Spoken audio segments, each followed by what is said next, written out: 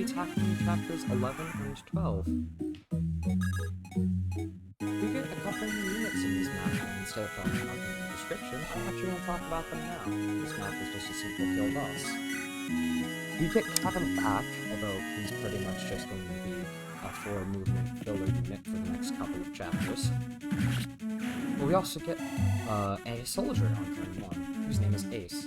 He's just going to be 5 movement filler for the next couple of chapters and will be benched immediately. But he's okay. We also get Anakin, the main lord of this mode.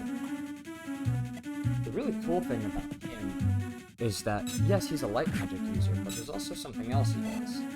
He's also our dancer. Luckily, we don't need to seize with him, because in every single seize chapter, there's at least one other character who is capable of seizing. Anakin has the best combat of all of our units on this map, surprisingly. He's going to be one of the most important units throughout this entire playthrough. He was a serious contender for the boots.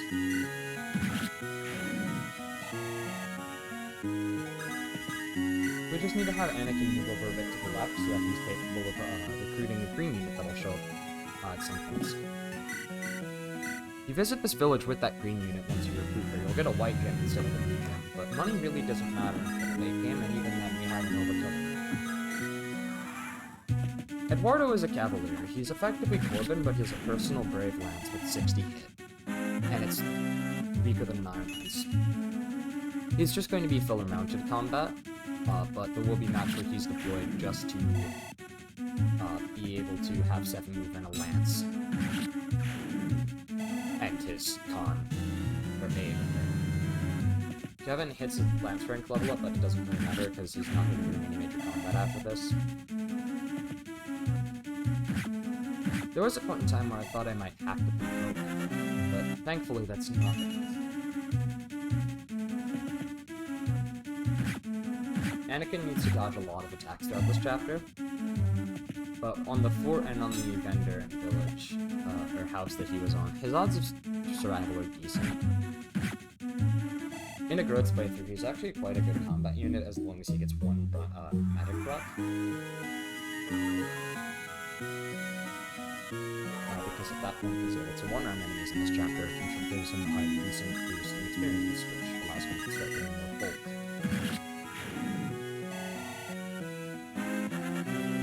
He's gained 2 levels already, and you can see his bases are quite good. 9 speed is quite nice. He won't be getting doubles per open.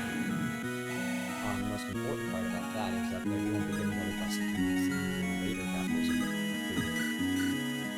game. His constitution also gets bumped up a bit to 9 upon promotion.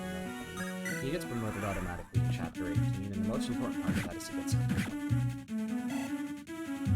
So I almost actually managed to route this map. I didn't though, which is unfortunate. Because I didn't feel like rigging a hit from Eduardo after that fighter. This queen unit is Karina.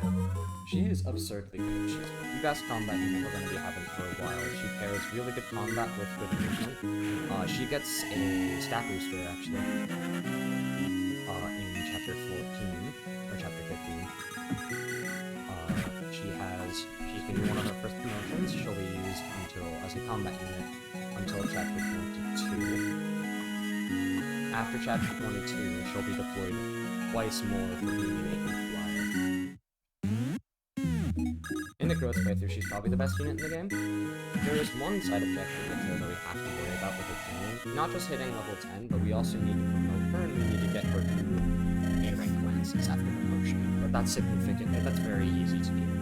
She's going to the C rank, and she only needs to get B in 1. She promotes for chapter 20, so you don't need to worry too much about that.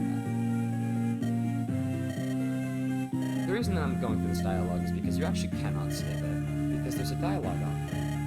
Kind of like the Jermaine and Kenneth route split in Episode 7. There is a route split here, but it's based on a dialogue first. You can either trust Logan, or you can not trust him. If you trust Logan, you end up getting him as a recruitment instead, going through a map that is really hard to see, especially in tier person.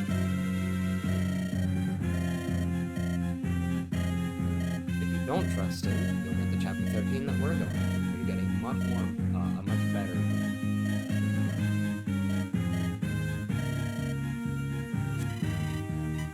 We don't trust him though, because we want to go to 13B. Yeah.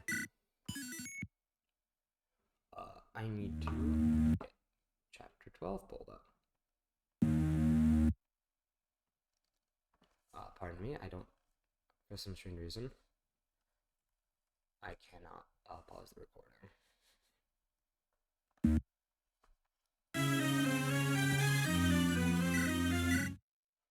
In chapter 12, we get we get the other board.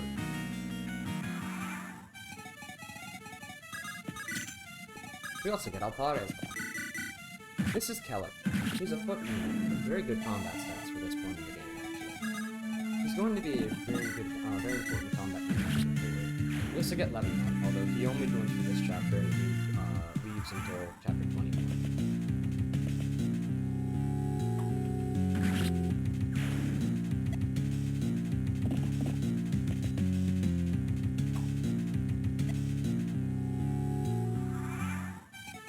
Which is unfortunate because he misses out on the chapter he'd be incredibly helpful, but whatever. This chapter, we have two main objectives. One of them is to just escape, which is effectively put any unit and wait on a specific tile. Keller also comes to personal on the public land barrier. It's a 1-2 range sword. We also have two other side objectives. We already saw one of them. Alvaro's opened the door and opened a chest in the boots. The other side objective is the other chest. The chapter is very simple.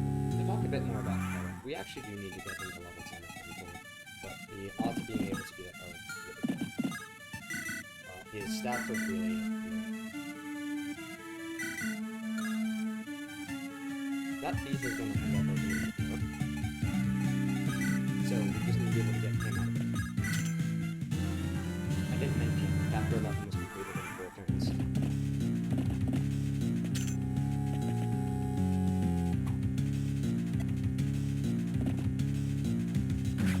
I should have made Keller pick his iron sword, he didn't always use his little one barrage here, but oh well.